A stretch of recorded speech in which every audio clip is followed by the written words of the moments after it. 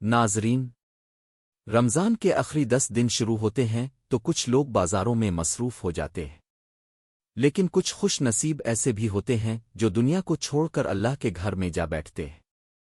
وہ کہتے ہیں، اللہ، ہم تیرے دروازے پر آ گئے ہیں، اب ہمیں خالی ہاتھ واپس نہ بھیجنا۔ یہ عبادت ہے اعتکاف۔ کیا اب جانتے ہیں رسول اللہ نے پوری زندگی اعتکاف کیوں نہیں چھوڑا؟ اور اعتکاف کرنے والے شخص کو اللہ کی طرف سے کون سی ایسی خاص رحمتیں ملتی ہیں جو عام عبادت میں نہیں ملتیں؟ آج کے بیان میں ہم اعتکاف کی فضیلت، اس کی حکمت اور بزرگان دین کے حیران کن واقعات سنیں گے، لہذا اس ایمان افروز بیان کو آخر تک ضرور سنیں۔ محترم سامعین، اعتکاف دراصل عربی زبان کا لفظ ہے جس کا مطلب ہے ٹھہر جانا، رک جانا اور کسی چیز کے ساتھ جڑ جانا۔ اسلام میں اعتکاف کا مطلب ہے کہ بندہ اللہ کی رضا کے لیے مسجد میں قیام کرے اور اپنے دل کو اللہ کی طرف متوجہ کر لے۔ جب رمضان کے آخری 10 دن شروع ہوتے ہیں تو کچھ لوگ اپنے کاروبار، مصروفیات اور دنیاوی کاموں سے وقت نکال کر مسجد میں داخل ہو جاتے ہیں۔ وہ کہتے ہیں، اللہ، ہم دنیا کی مصروفیات چھوڑ کر تیرے گھر آ گئے ہیں۔ یہی اعتکاف ہے۔ اعتکاف ہمیں یہ سکھاتا ہے کہ انسان کبھی کبھی دنیا کی دوڑ سے نکل کر اپنے رب کے ساتھ تعلق کو مضبوط کرے۔ ناظرین، رسول اللہ رمضان المبارک کے آخری 10 دنوں میں باقاعدگی سے اعتکاف فرمایا کرتے تھے۔ حضرت عائشہ رضی اللہ عنہا فرماتی ہے، رسول اللہ رمضان کے آخری عشرے میں مسجد میں اعتکاف کرتے تھے اور عبادت میں بہت زیادہ مشغول ہو جاتے تھے۔ آپ راتوں کو جاگتے تھے، ذکر کرتے تھے، قرآن کی تلاوت کرتے تھے اور اللہ کے حضور گریہ و زاری کرتے تھے۔ یہی وجہ ہے کہ علماء کہتے ہیں کہ اعتکاف نبی کریم کی بہت عظیم سنت ہے۔ سامعین، اعتکاف کی سب سے بڑی حکمت یہ ہے کہ انسان اپنے دل کو صاف کرے۔ آج کا انسان صبح سے رات تک مصروف رہتا ہے۔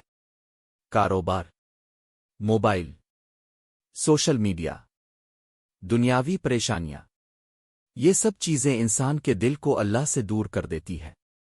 اعتکاف میں بندہ مسجد میں بیٹھ کر قرآن پڑھتا ہے، ذکر کرتا ہے، توبہ کرتا ہے اور آہستہ آہستہ اس کا دل نرم ہو جاتا ہے۔ رمضان کے آخری 10 دنوں میں ایک بہت عظیم رات ہوتی ہے جسے شب قدر کہتے ہیں۔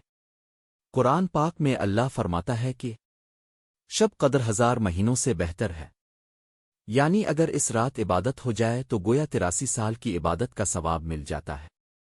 اسی لیے رسول اللہ آخری 10 دنوں میں اعتکاف فرماتے تھے تاکہ شب قدر کو تلاش کیا جا سکے۔ علماء کہتے ہیں کہ اعتکاف کرنے والا شخص ایسا ہے جیسے کوئی فقیر بادشاہ کے دروازے پر بیٹھ جائے، وہ دروازے سے نہیں ہٹتا۔ وہ کہتا ہے، میں یہاں سے نہیں جاؤں گا جب تک بادشاہ میری بات نہ سن لے۔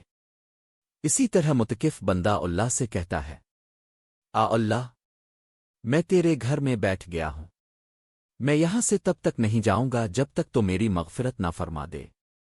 بزرگان دین اعتکاف کو بہت زیادہ اہمیت دیتے تھے۔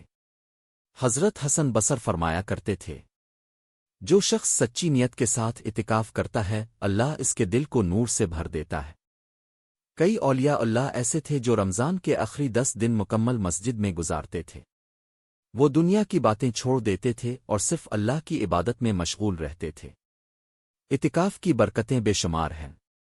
گناہوں کی معافی، دل کا سکون، دعا کی قبولیت، اللہ سے قرب۔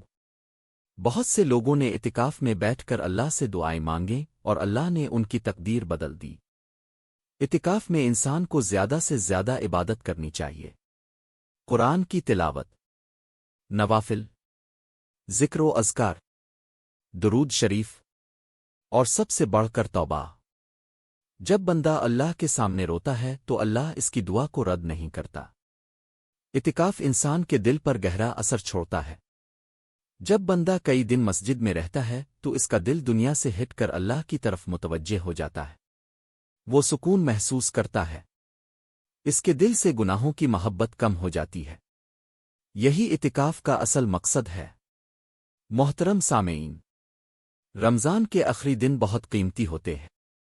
یہ وہ دن ہیں جن میں اللہ کی رحمت خاص طور پر نازل ہوتی ہے۔ اگر ہمیں اعتکاف کرنے کی توفیق مل جائے تو یہ بہت بڑی نعمت ہے، اور اگر مکمل اعتکاف ممکن نہ ہو تو کم از کم مسجد میں زیادہ وقت گزارنا چاہیے۔